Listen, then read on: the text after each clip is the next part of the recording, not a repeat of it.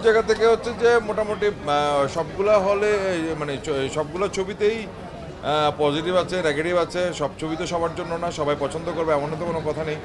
তো সেই জায়গা থেকে পজিটিভ নেগেটিভ মিলিয়েই ছবিগুলো হয়। তো সেখান থেকে আমাদের ছবিটাও পজিটিভ নেগেটিভ নেগেটিভ আছে, কিন্তু পজিটিভটাই হচ্ছে অনেক বেশি। তো সেটা দর্শক খুব মানে ভালো রেসপন্স দিচ্ছে, সেটা খুবই ছবির জন্য খুবই পজিটিভ। এবং মোটামুটি আমরা মাল্টিপ্লেক্সগুলো এবং পাশাপাশি সিঙ্গেল হলগুলো আমরা সবগুলো হলে যতটুকু আমরা দেখেছি ঘুরেছি সবগুলোই মোটামুটি পজিটিভ এবং বেশ ভালো দর্শক এনজয় করছে।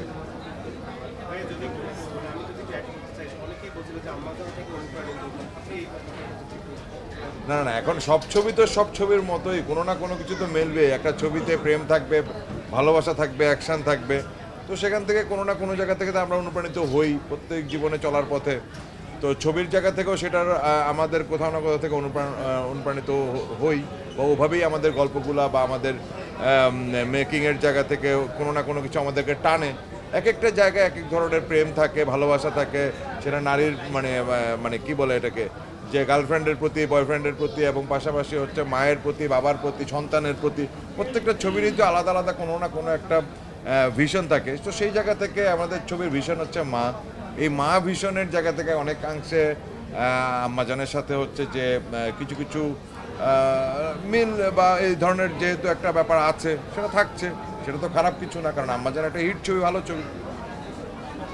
যেহেতু দর্শকদের মোটামুটি আরে ঈদ লাগছে মনে খুশির জোয়ার সবখানে, আরে ঈদ লাগছে মনে বিকাশ পেমেন্ট সবখানে। প্রায় 8টা হল থেকে 14টা হল, মানে 14টা শো বেড়েছে। তো সেটা খুবই পজিটিভ। এবং আমাদের সিঙ্গেল স্ক্রিনের জায়গা থেকেও মোটামুটি আমাদের,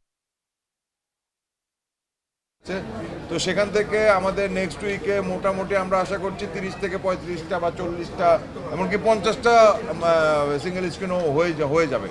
তো এগুলো অলরেডি বুকিং শুরু হয়ে গেছে। কোনো কোনো জায়গায় আমাদের পোস্টার চলে গেছে, ব্যানার চলে গেছে, পাবলিসিটি চলছে, ট্রেলার চলছে। সেকেন্ড উইকে আমাদের ছবি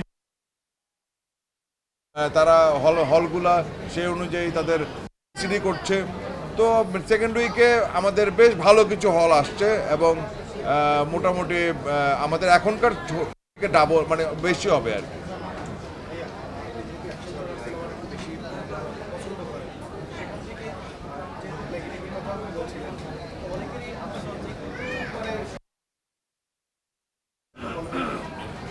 আচ্ছা, অ্যাকশন ধারার ছবি ছবি তো নানা ধরনের হতে পারে। কারো অ্যাকশন পছন্দ, কারো রোমান্স পছন্দ, কারো একটু গল্প প্রধান ছবি যেগুলোকে আমরা বলি, যেগুলোতে একটু আর্ট কালচার বা ওই ধরনের আসে কি, যেগুলো একটু ঠান্ডা মেজাজের, যেগুলো হচ্ছে যে মানে নানা ধরনের ছবি হয় আর কি ওয়ার্ল্ড ওয়াইড। তো সেই জায়গা থেকে আমাদের ম্যাস অডিয়েন্সের জন্য আমাদের অ্যাকশনটাকে আমরা প্রধান হিসাবে দেখেছি এবং সেভাবেই ছবিটি তৈরি হয়েছে।